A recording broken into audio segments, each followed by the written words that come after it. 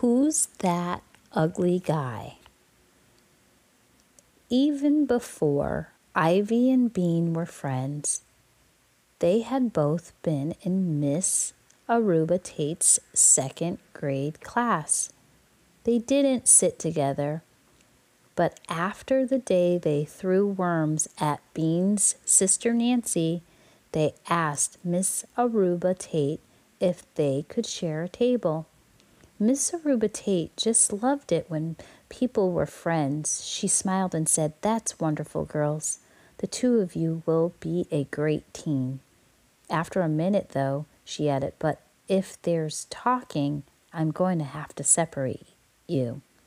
So far, Ivy and Bean had been separated 6 times. This was not a big surprise. Bean had been separated from everyone in the class at least once. No matter who she sat next to, Bean talked. Even McAdam, who mostly talked to himself, had to be separated from Bean. Once, Miss Aruba Tate had Bean sit by herself, but Bean just talked louder. Bean tried not to talk.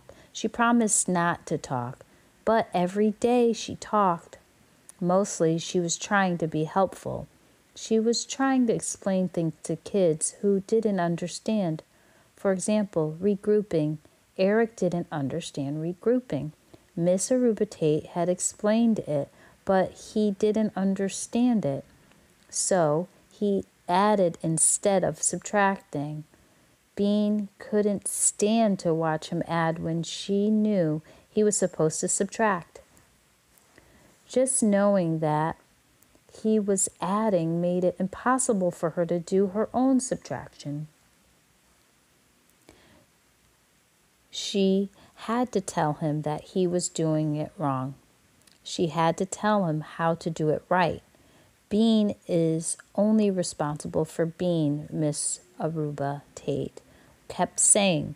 But Bean thought that wasn't true because Miss Aruba Tate also kept saying that a class was like a family and families were responsible for each other. When Bean pointed this out, Miss Aruba Tate opened her mouth and then closed it again.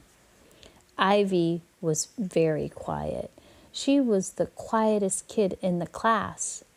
So Miss Aruba Tate kept putting Bean back with Ivy. "I think she hopes it will rub off on me," Bean explains to her mom. But so far, it hasn't. Even though she hadn't learned how to be quiet, Bean had learned a lot about sitting next to Ivy. One thing she had learned was that Ivy wasn't as quiet as she seemed. Ivy talked. She just talked so softly that no one could hear her. After lunch, the second graders had science. They were doing a unit on dinosaurs. Bean's favorites were the ones that had big bony skulls. They cracked together when they fought.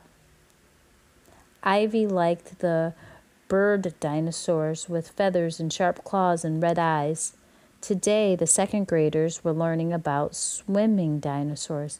Actually, they weren't dinosaurs at all, Miss Aruba Tate was saying. The prehistoric creatures are called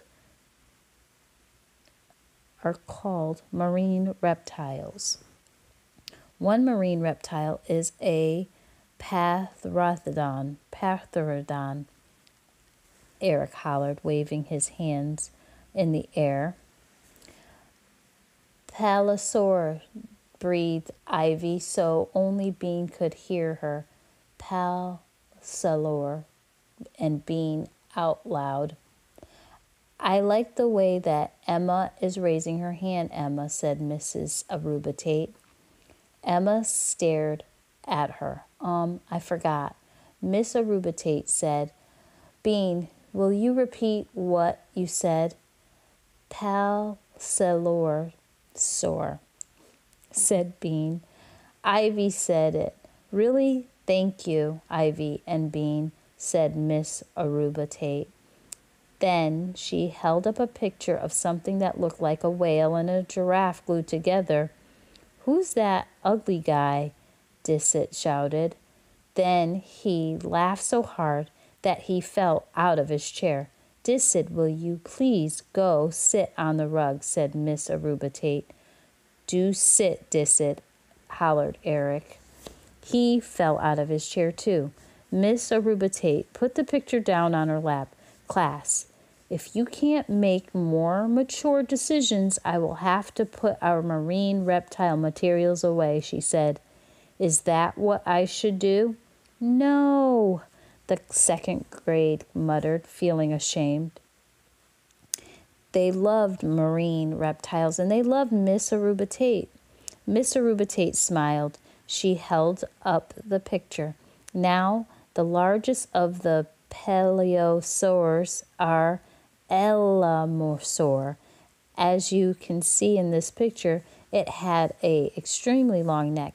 Does anyone have a theory about why such a long neck would be useful? You can wrap it around somebody's body and squeeze them until they're dead, yelled Drew, like this. He put his arm around Vanessa's neck and began to squeeze. Drew, stop it. I wasn't going to do it for real. I was just showing. Bean raised her hand. Maybe they could reach up out of the water and eat birds or something. That is an interesting theory, Bean, said Miss Aruba Tate. Does anyone else have a theory? Other way around, Ivy murmured. What? Said Bean. They reached down under the water, breathed Ivy. Ivy had a theory. Miss Aruba Tate, said Bean. Do you want to share it with the rest of us, Ivy? Asked Miss Aruba Tate. The Elamosaur probably used its long neck to go down to the seafloor and eat stuff there, said Ivy softly. Very good thinking, you two, Miss Aruba Tate smiled. And Drew, your theory may be correct as well. Please leave Vanessa alone, but unfortunately we have no way of proving these theories one way or the other, since the Elamosaur is what the word boys and girls. Extinct, they hollered. Except for the Loch Ness Monster, said Ivy slowly. Yes, Ivy, said Miss Aruba Tate. Can you name another type of marine reptile? Said Ivy. She was stuck. Miss Aruba Tate probably didn't believe in the Loch Ness Monster. Ivy couldn't think of any other marine reptiles. I said, can I go to the bathroom? Oh, said Miss Aruba Tate, go along. After the door had closed behind Ivy, Bean waved her hand in the air. Miss Aruba Tate, I have to go too. Are you sure, Bean? Asked Miss Aruba Tate. Yes, bad. Bean held her breath, trying to turn her face red.